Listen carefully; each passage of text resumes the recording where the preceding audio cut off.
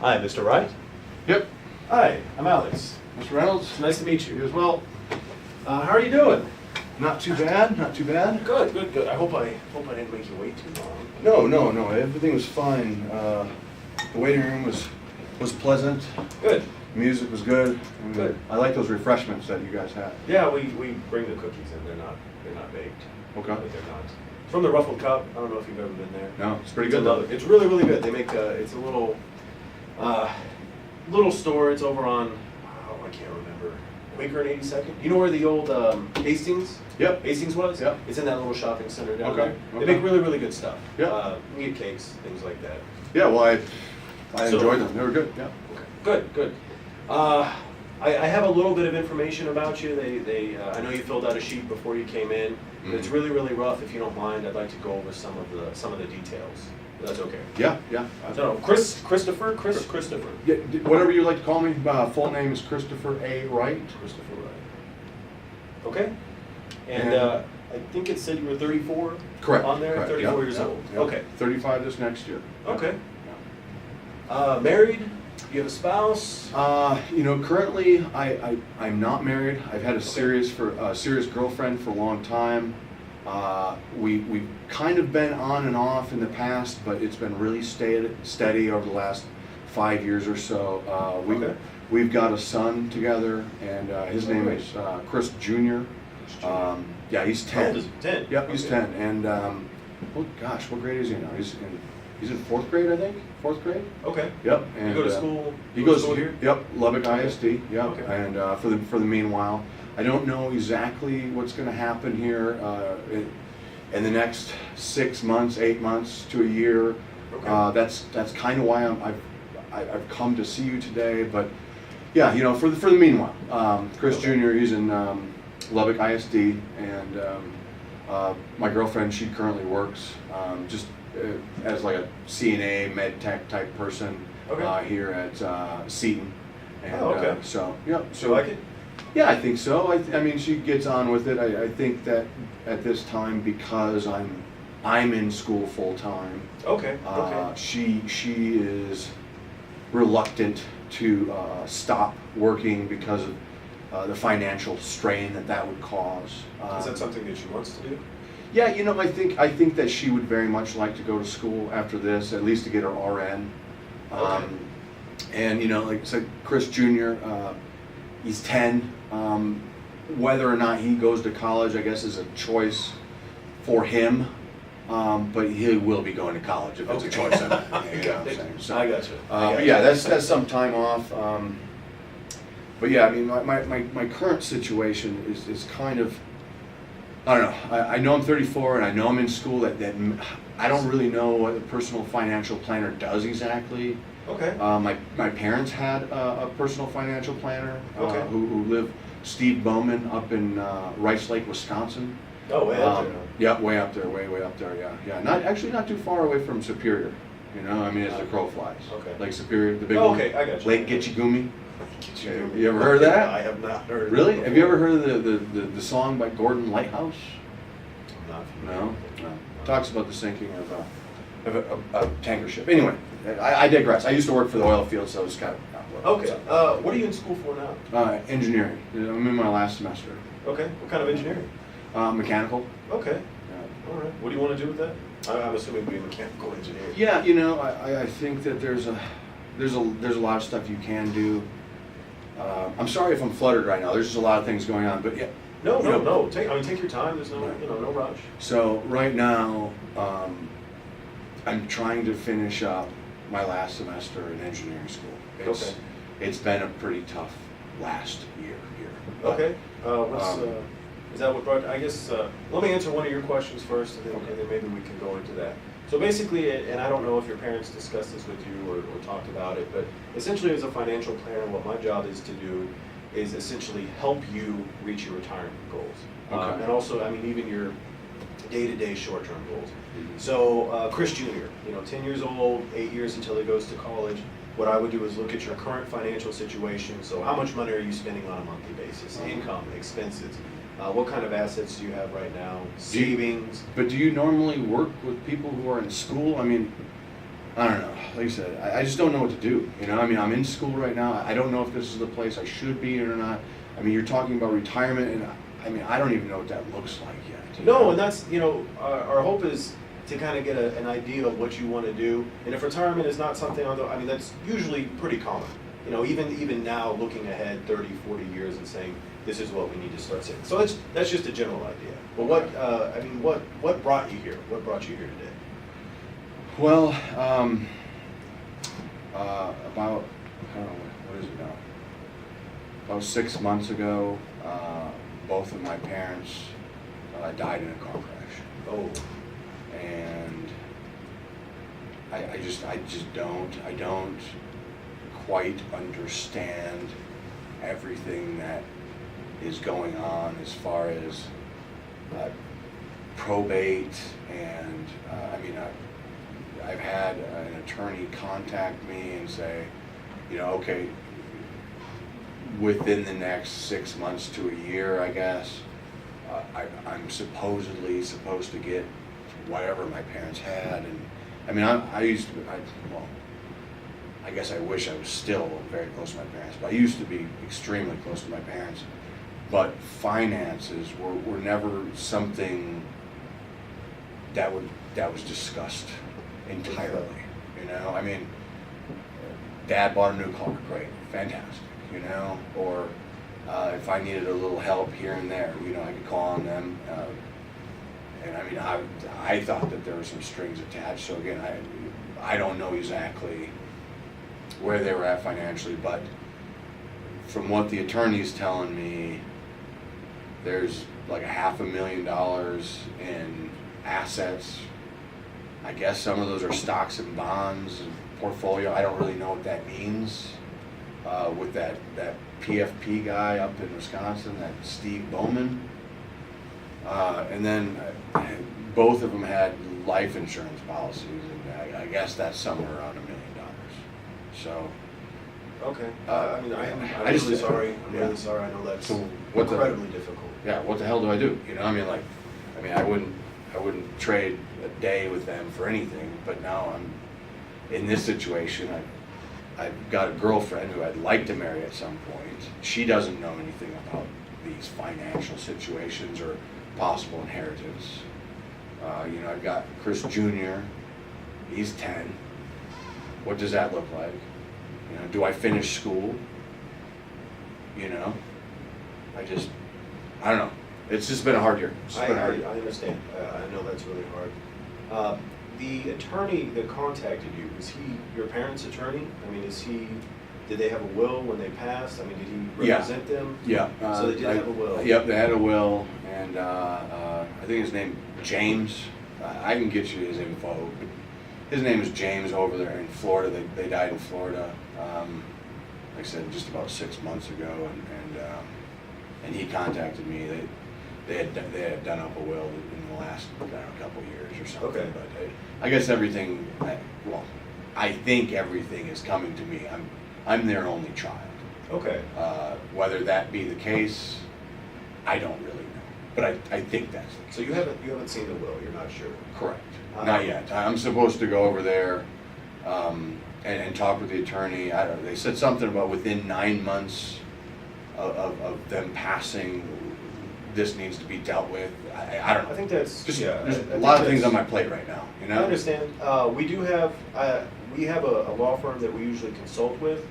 If you'd like their card, I'd be more than happy to give that to you at the end of the meeting. Okay. If you're the only beneficiary, and I mean, again, I'm not trying to give you legal advice, but since it seems like you're the only beneficiary of the will, I don't think you'd have too many problems. So I just want to make sure that I'm understanding right now. Your parents died 6 months ago. Roughly. It seems likely that you are the only beneficiary, the sole beneficiary of the will, and you're kind of just trying to get a handle on things right now. Yeah. Is that okay? Yeah. A couple more questions, if you don't mind. In regard to the assets, so you have $1 million in life insurance that should be coming to you. That doesn't go through the probate process.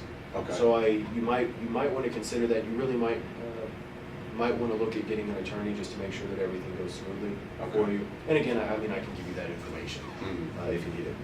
And Well, I appreciate it. Yeah, at least, Of course, just of going to course. school. I just haven't looked into all this. I don't know. It's just been tough getting over them passing. Yeah, I definitely understand. That is, it leaves us kind of not knowing what's going on, for sure.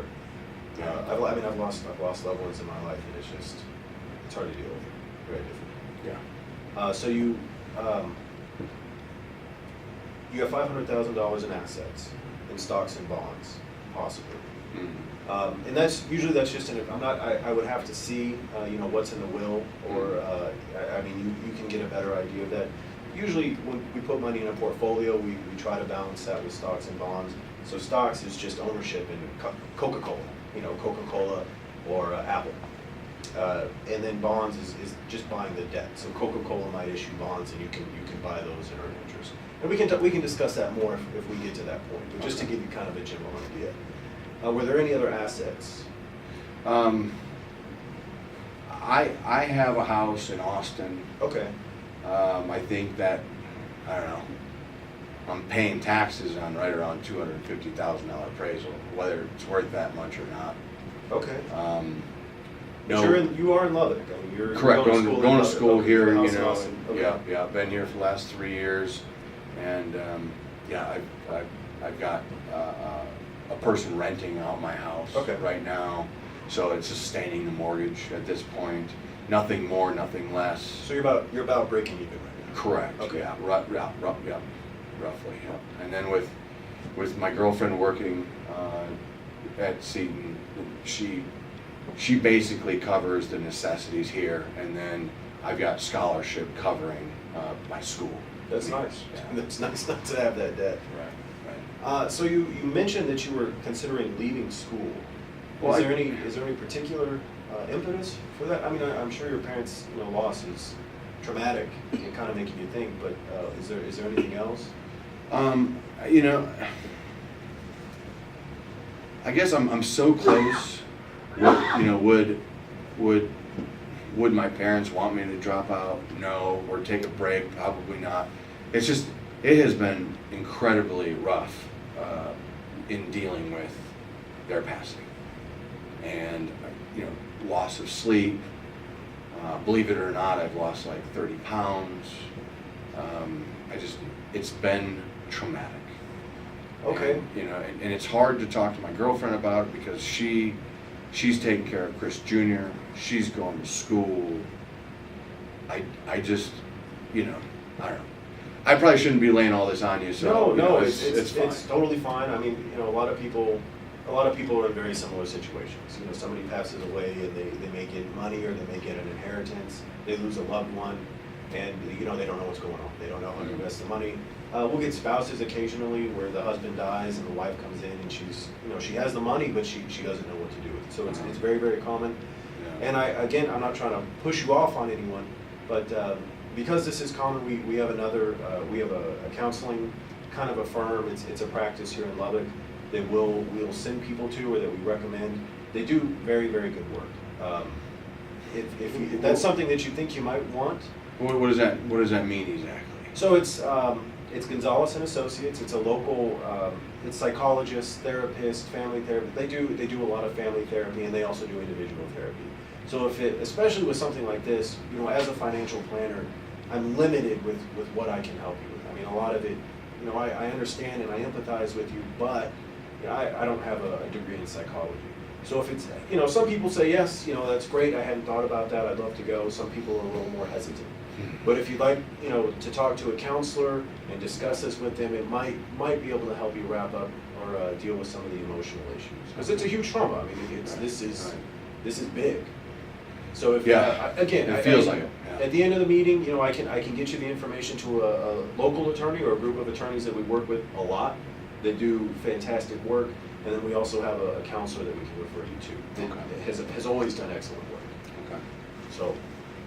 Yeah, possibly. I think at this point, I don't know if I'm willing, but I also agree that this has been a big event, and just to get by that the weight on my shoulders and what I feel like on my chest, maybe that would be a good idea.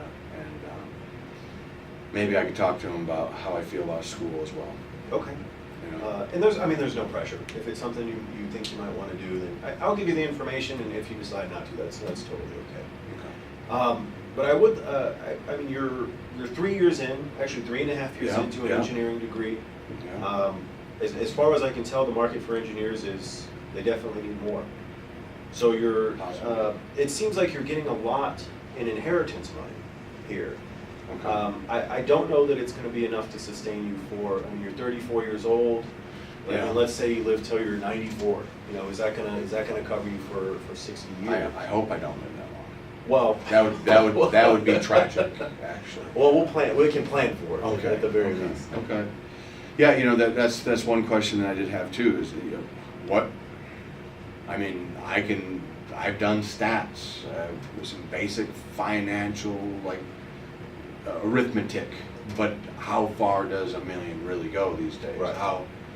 Where am I at? You know, if I come out as an engineer making $60,000 a year, then my wife, or hopefully soon to be wife at some point, goes back to school for 3 years and gets her RN or whatever she may do, and then we're trying to send, you know, Chris Jr. to school. At that point, what is it going to take for me to just pay the bills? What is it going to take for me to make sure that college will be covered if it's needed to? You know, what if, I don't know, there's just a lot of what ifs, you know? I totally understand.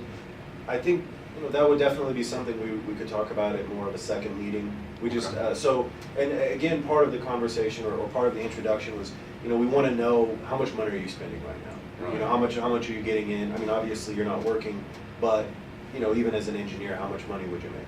Well, and I don't have those numbers here with me. No, I understand, and we weren't expecting you to Okay. have those numbers today. But that's what we would want, you know, how much do you have in assets? So I mean, we can account for what your parents might be able to give you and figure out how much is it gonna take. I mean, if you said, I don't wanna work today, I wanna retire today, how much would it take saved in an account somewhere or making money for you to be able to do that? So, with all your goals that you've discussed. So if we decide to go further, that's something that we would continue to work on. Absolutely. And Yes. something that I would get and or bring back to you so that you could assist me in making some of those decisions. Right, so we would have, I mean, we could have a few scenarios. You know, you might want to say, you know, what happens if I quit school today? I stop going to school, I'm done working, you know, you do get $1 million in life insurance, you have the $500,000 in assets. How realistic is it that I'm going to be able to spend 60 years in retirement? Right. I mean, not having any numbers in front of me, I think that's going to be tough.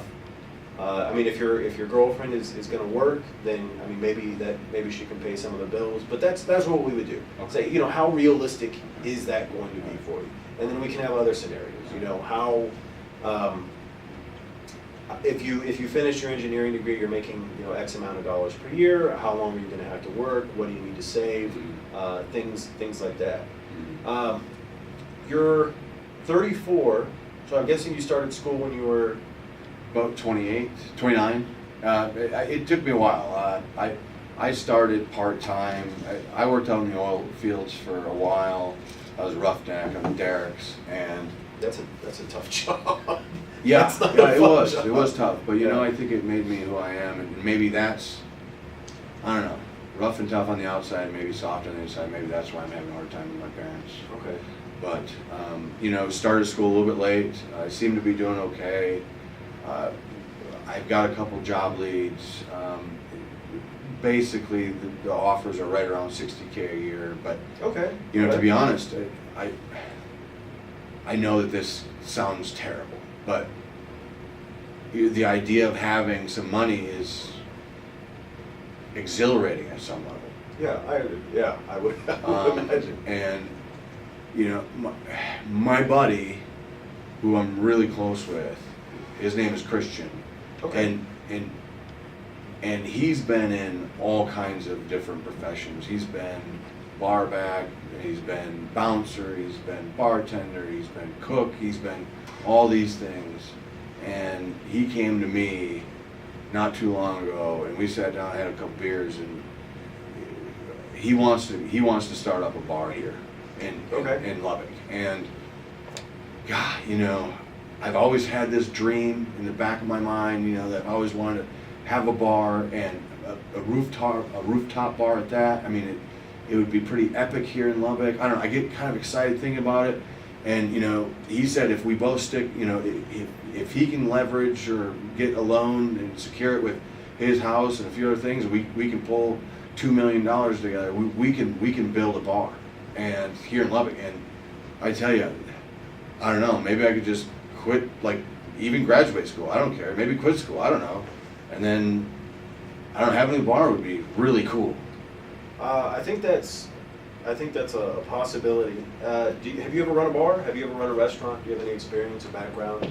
I've got a lot of experience in bars, Okay. but it's not behind the bar. On the other side. Okay, I gotcha. What about your friend? So you said he's worked in bars. Does he have any management experience, restaurant experience? You know, I know he's been a server. I mean, he's had every job underneath the sun. I think that he worked at a movie theater, Applebee's, Saltgrass. I mean, he's got a wealth of knowledge. So, especially from, and I think this gets us back toward more of the financial planning aspect. We always recommend a very balanced portfolio. Mm-hmm. So it sounds like what your parents did. There's a mixture of stock and bonds. It depends on how aggressive you want to be. Your money is always yours. So if you decided, you get a $1.5 million, I'd like to invest some of that with you. It's yours to do with what you want. Mm-hmm. We don't usually suggest that you invest in single stocks like Apple, like Walmart. Especially in this scenario, I would be a little bit concerned with the lack of experience. Do you think that would be an issue? Is that something that you would? I don't know. I don't know. It's kind of a pipe dream. It's exciting. I don't know. Again, we've just started talking about it. It's something that we can talk further about and find out what level of risk, I guess, maybe we could take over another bar and then make some renovation. I don't know. It's just in the preliminary stages right now, but it's this burning, idea in my head. It's like, how cool would that be, I've had similar thoughts. But have you looked at the local market? Have you done any, check to see, what your revenues are going to be, how much you're going to have to invest? Not yet. And those are really good ideas. Yeah. So you might, again, it's your decision. I would definitely want to look at, if I were in your position, what are the costs? How much am I going to invest? How much money do I think we're going to make? And how difficult is it? Because they are. It's rough. Running a bar is rough. What's the time? 23 minutes. So, sorry. There's a lot of things on the table. I understand. So what? This is just really an introductory meeting. What would you like to do? Incoming back. So what? For the second meeting, basically what we're going to do is have you fill out some information, which we'll give you. We've got some information, and I can explain that to you.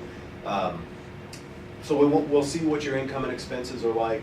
We're going to see what your assets are. We probably want to figure out, about the life insurance and get a little harder figure as to what those numbers are going to be, and then we can go through some scenarios with you to figure out, what does it look like, with a bar or with dropping out of school, what kind of situation are you going to be? Okay.